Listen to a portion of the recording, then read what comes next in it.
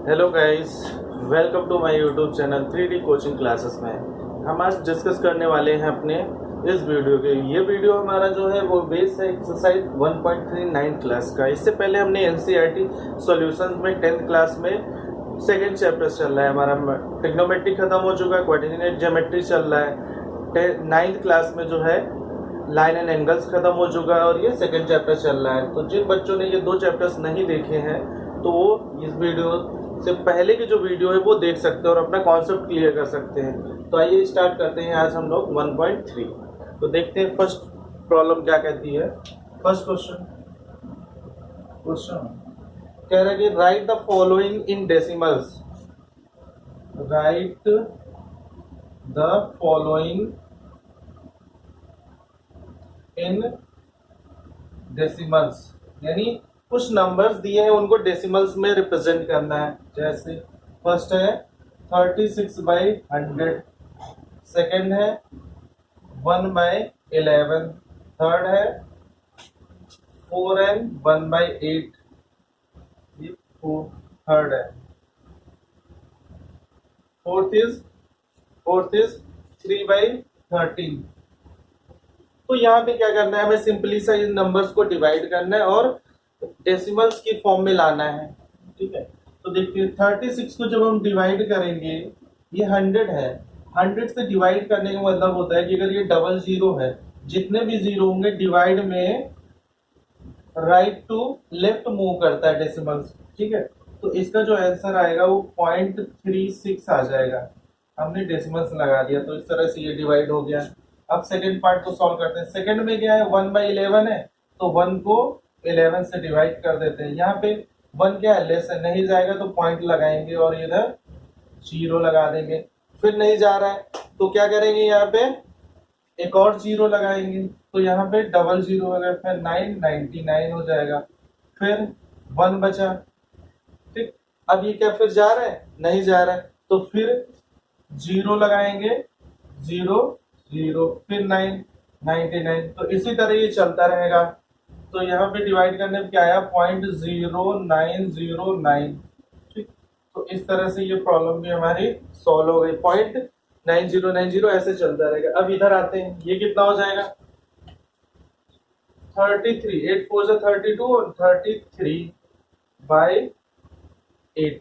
अब 33 को 8 से डिवाइड करते हैं, 8 4 से 32, 1 बचा रिमाइंडर। अब नहीं जा रहा है तो पॉइंट लगाया, यहाँ पे 0 बढ़ाया तो 8 1 से 8, 2 बचा।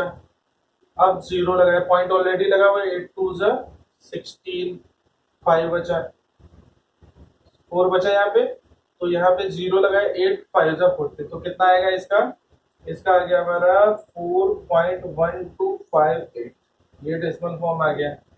ऐसे इसको डिवाइड करेंगे, 3/13 है तो यहाँ पे 13 को नहीं जा रहा है तो पॉइंट लगाया, यहाँ 0 बचा, 13 2 जा 26, 4 बचा, 40 हुआ, एक पॉइंट लगा दिया, डेसिमल्स ऑलरेडी लगा हुआ है तो ये 40 हुआ, 30 3 जा 39, 1 बचा, तो बस इसका कितना गया 0.23। ये डेसिमल फॉर्म फोर्थ प्रॉब्लम की हो गई। कुछ प्रॉब्लम्स और भी दी हुई है इसमें,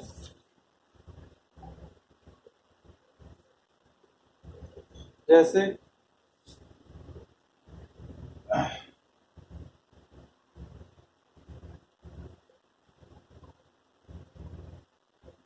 बहुत छोटी छोटी प्रॉब्लम्स हैं, बेसिकली बेसिक कॉन्सेप्ट पे है, डिवाइड के कॉन्सेप्ट पे। तो नेक्स्ट है 3/13 हो गया, तो फोर्थ तक। फिफ्थ है 2/11, फिफ्थ है 2/11।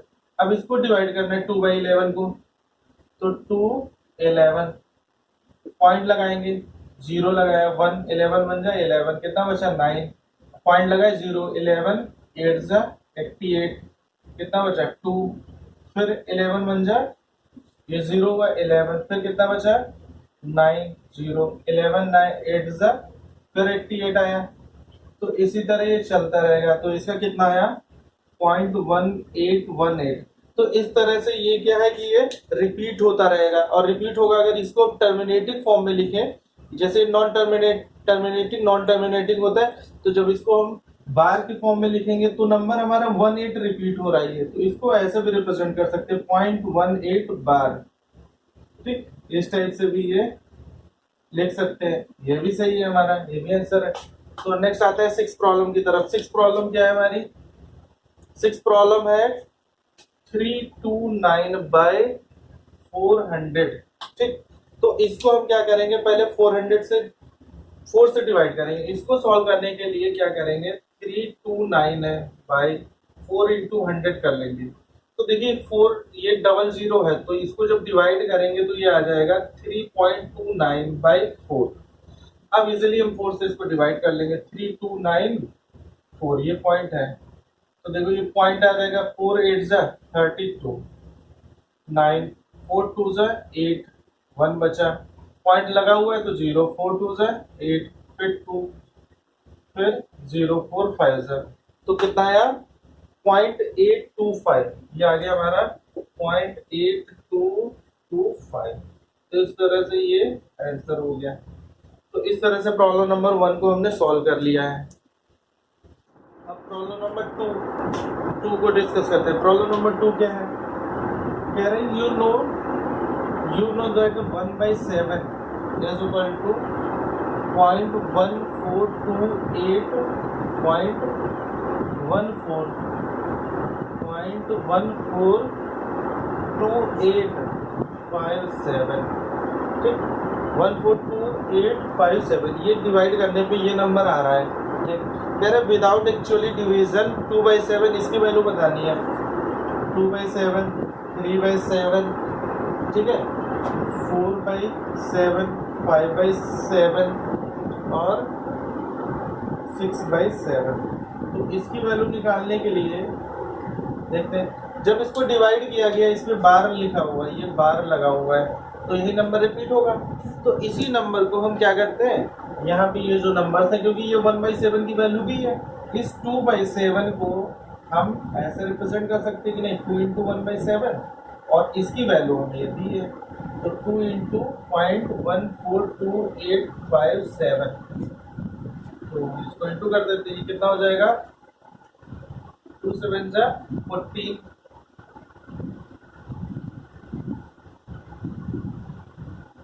17,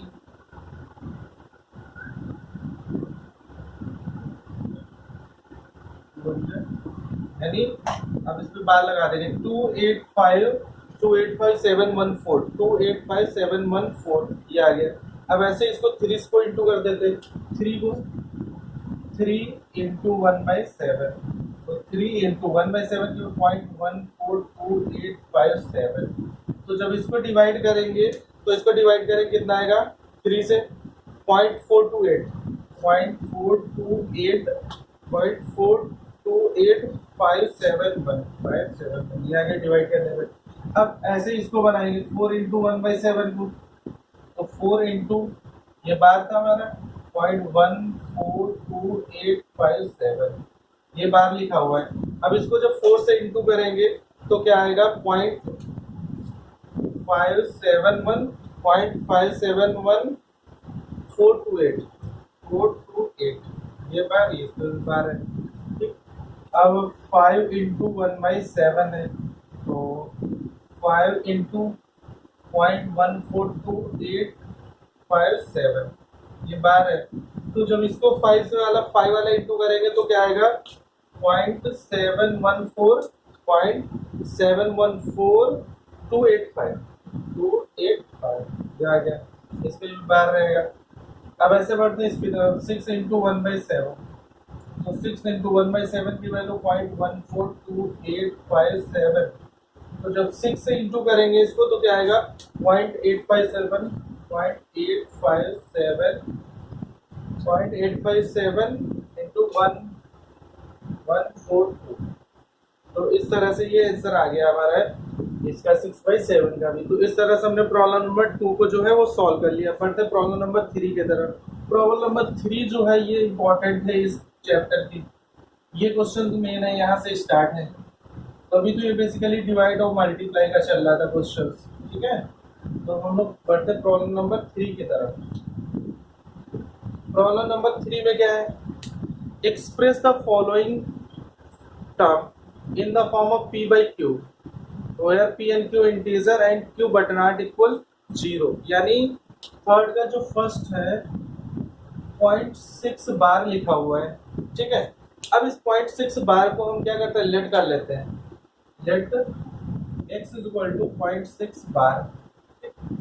अब ये फर्स्ट इक्वेशन ले लेते हैं। अब यहाँ पे 1 डिजिट पे बार है, 1 डिजिट पे तो 1 0 के साथ मतलब 10 से मल्टीप्लाई करेंगे। अगर 2 पे होता तो 100 से करते, 3 पे होता तो 1000 से करते।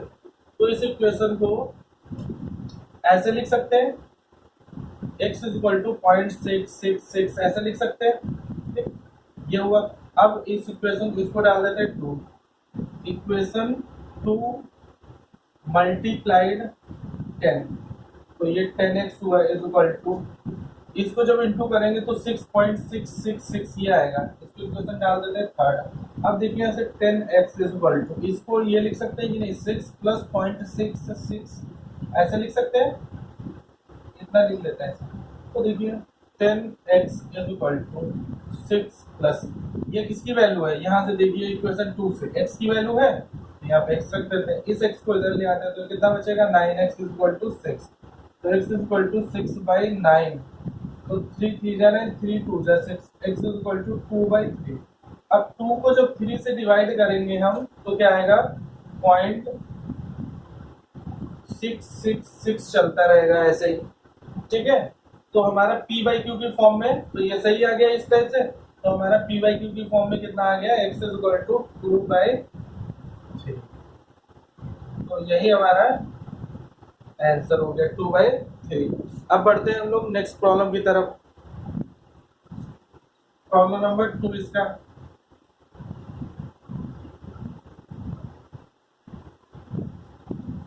प्रॉब्लम नंबर 2 क्या है, पॉइंट।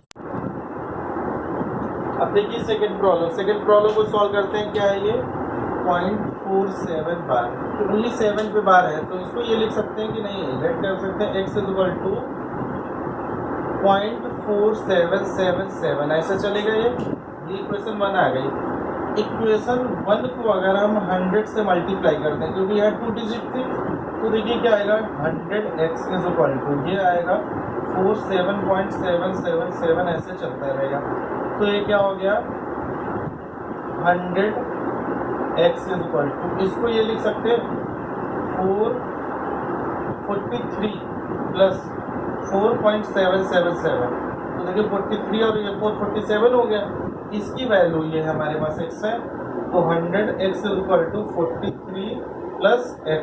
अब इस x को इधर ले आते हैं तो ये कितना बचा, 99x इज इक्वल टू 43, तो x इज इक्वल टू 43/99। तो इस तरह से ये प्रॉब्लम्स हमारी आ गई। कितनी आ गई,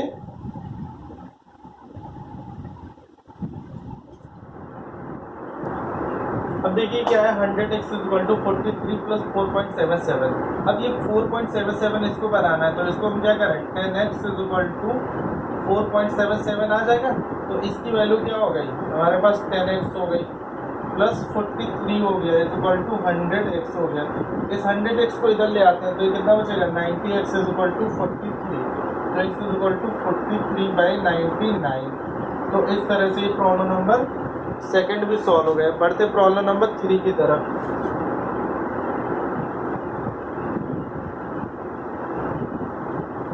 अब प्रॉब्लम नंबर 3 क्या है, 0.001 बार जो है वो 3 डिजिट पे है, तीनों पे बार लिखा हुआ है। तो अब इसको सॉल्व करने के लिए हम क्या करेंगे,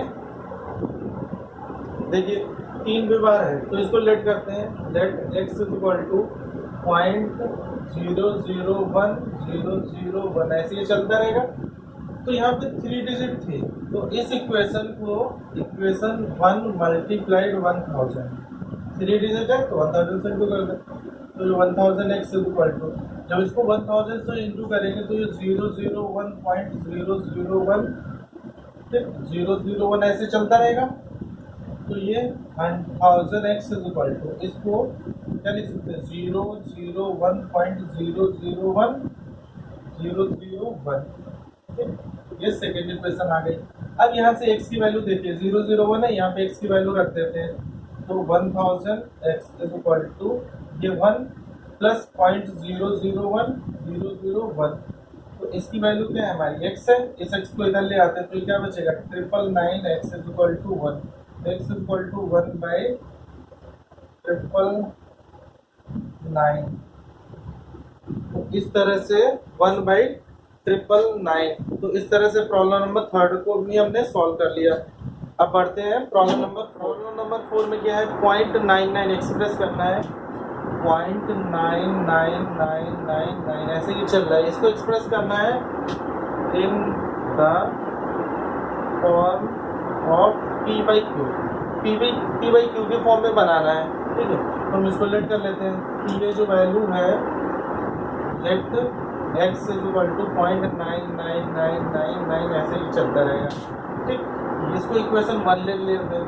अब अगर इस इक्वेशन को मल्टीप्लाई कर दें, इक्वेशन 1 मल्टीप्लाइड 10 से कर दें, तो देखिए क्या हो जाएगा 10x इज इक्वल टू 9.9999 ऐसे ही चलता रहेगा, इक्वेशन 2 हो गई। अब ये 10x is equal to 9 point plus point ये 999 ऐसा लिख सकते हैं। अब देखिए इसकी जो वैल्यू है वो x है, इक्वेशन 1 से यहाँ पे वैल्यू रख दें, तो 10x is equal to 9 plus ये कितना हो जाएगा x हो जाएगा, ये x इधर आएगा माइनस हो जाएगा, क्या बचेगा 9x इज इक्वल टू 9, तो ये इससे कैंसिल हो गया, x इज इक्वल टू क्या आया 1 आया। तो हमें बताना था इसमें क्या बताना था, क्वेश्चन नंबर 4 था कि क्या ये your answer with the classmate makes answer, ठीक, लिमिटेड फॉर, ठीक है। तो ये आंसर हो गया इसका हमारा। हम नेक्स्ट पढ़ते हैं 5 की तरफ। 5 क्या है हमारा क्वेश्चन, अब प्रॉब्लम नंबर 5 देखते हैं। प्रॉब्लम नंबर 5 क्या है, what can the maximum number of digits be in the repeating block of digits in the decimal form of 1/17। 1/17 को फॉर्म को लिखना है और रिपीट कितने पे होगा ये बताना है। तो रिपीट फॉर्म होने के लिए हम क्या करते हैं, यहाँ से फाइंड कर लेते हैं, 17 माइनस 1 कर देते हैं, तो इक्वल टू 16 आया।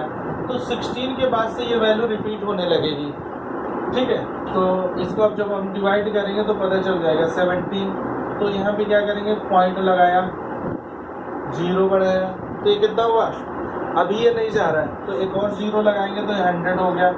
17 5 सा 85, कितना बचा 5 और 1 0, 17 8 सा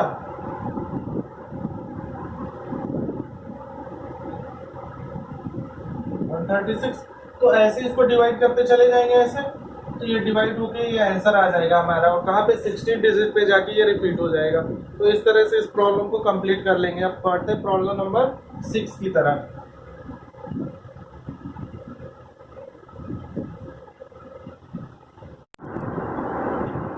अब देखते बढ़ते हैं प्रॉब्लम नंबर 7 की तरफ। प्रॉब्लम नंबर 7 क्या है हमारी, प्रॉब्लम नंबर 7 में कह रहा है कि right 3 numbers whose decimal expression are non-terminating and non-recurring and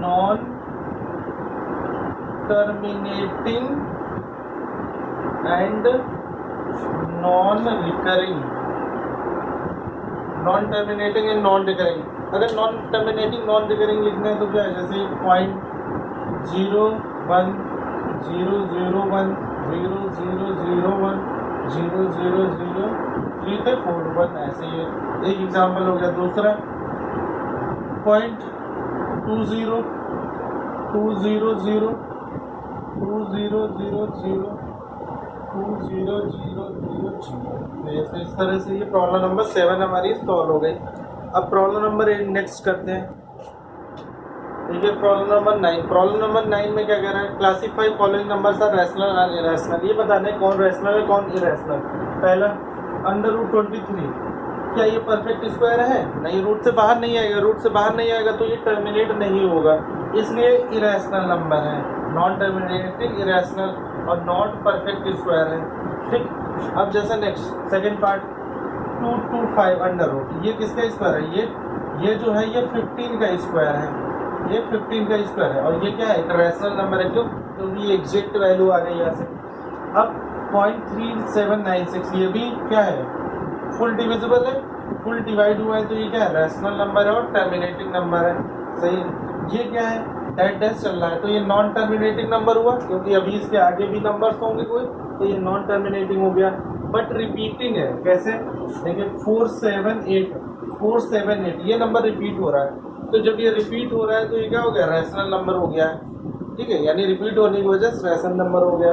और नॉन टर्मिनेटिंग था ये नंबर, ये देखिए नंबर जो है वो डिवाइड क्या है, डैश डैश भी लगा है, तो ये नॉन टर्मिनेटिंग हुआ, डैश डैश की वजह से नॉन टर्मिनेटिंग हो गया। दूसरी कंडीशन, क्या ये रिपीट हो रहा है कोई नंबर, नहीं, तो ये नॉट रिपीट हो रहा है, नो रिपीटिंग नंबर। जब रिपीट नहीं हो रहा है तो ये क्या हो गया, इरेशनल नंबर हो गया। तो इस तरह से हमने प्रॉब्लम नंबर 9 को भी सॉल्व कर लिया और एक्सरसाइज 1.3 को सक्सेसफुली सॉल्व कर लिया। अब इसके बाद जो हमारा नेक्स्ट वीडियो आएगा वो होगा एक्सरसाइज 1.4 का। तो इस तरह से हम लोग चैप्टर 1 को भी खत्म करेंगे जल्दी से ही। उसके बाद नेक्स्ट चैप्टर जो स्टार्ट होगा हमारा वो पोलिनोमियल्स का स्टार्ट होगा। Okay, thank you guys.